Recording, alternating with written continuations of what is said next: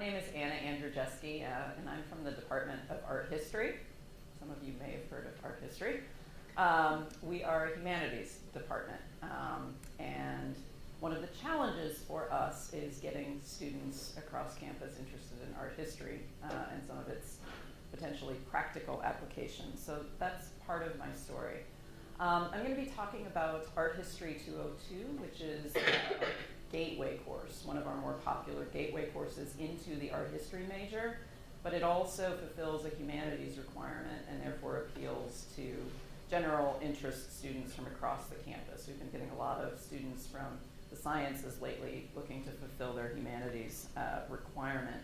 So we have a diverse population, which is one challenge. We have students that are intending to do a major, and then students who are coming basically to fulfill a requirement. What I was looking for was a way to get all of these students interested in potential practical application of art history. The idea that it's not just art appreciation, but that you can learn skills that have broader applicability, not just in the humanities, but potentially beyond. What I had done in the past in this class, it's just my computer, was trying to get, over the course of the semester, students doing a bunch of skill building exercises, and I know none of us in the room besides me are art historians, but to think about describing works of art, analyzing works of art, and doing basic research tools that got them off of Google and into the library.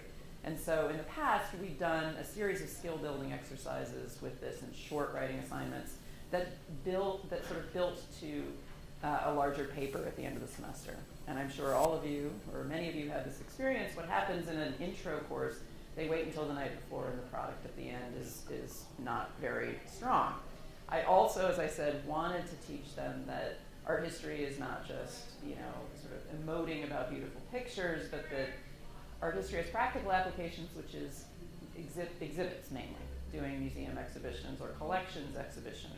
So that's what I was trying to get at. What I tried then was this application that you see here, omeka.net. I heard about this tool from a colleague, an art historian at the University of Illinois, who had used it in a graduate level class. And she was teaching in an architecture school to architects, so designers.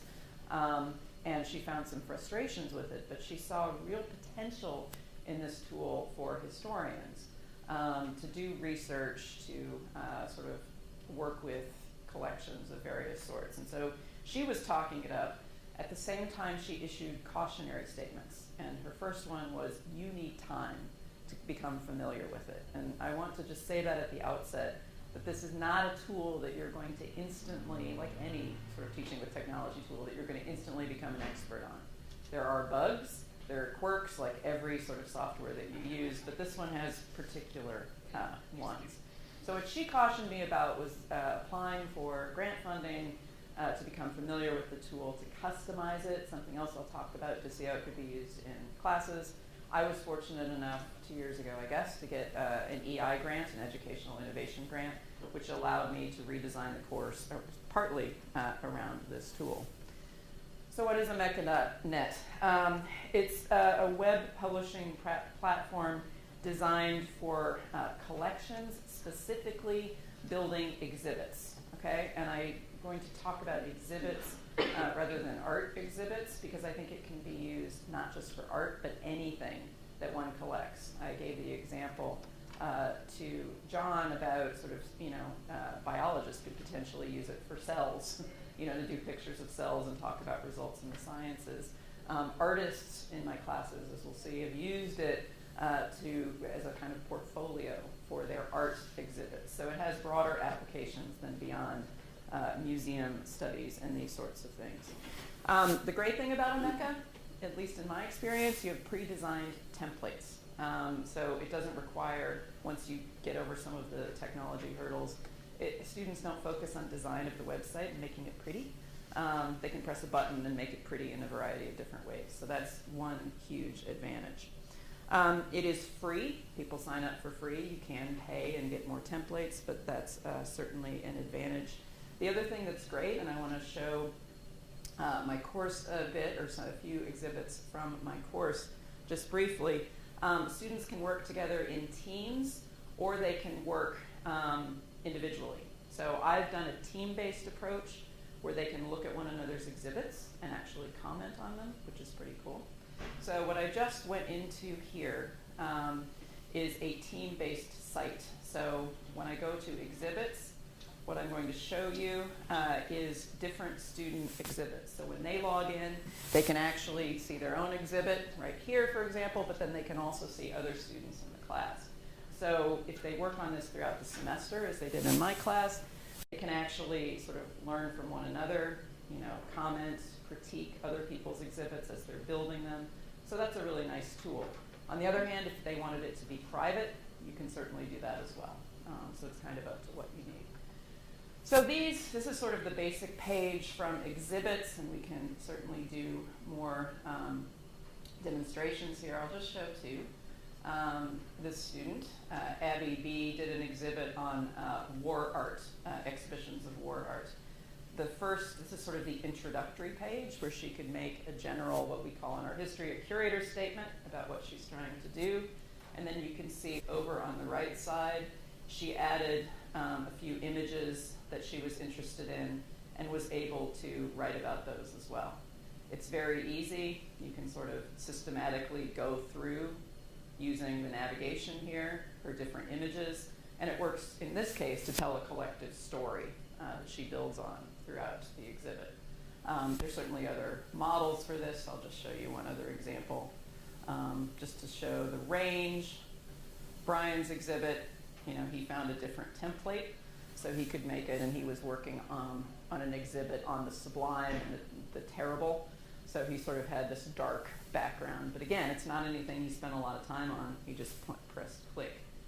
So again, just to see what it can do, you can see here his exhibits.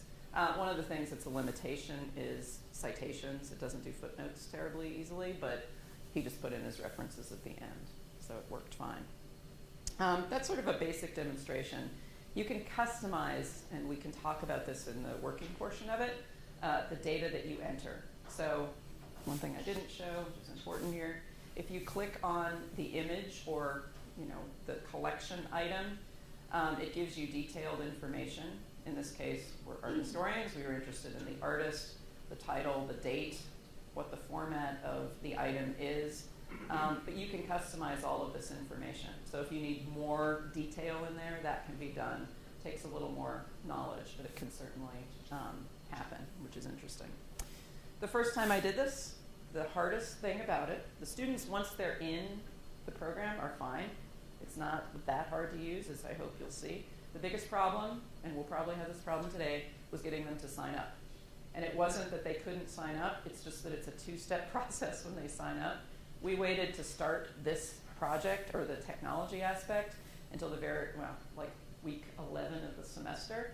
And to get them signed up took like 2 weeks. I mean, this is 150 students. And to get everything working.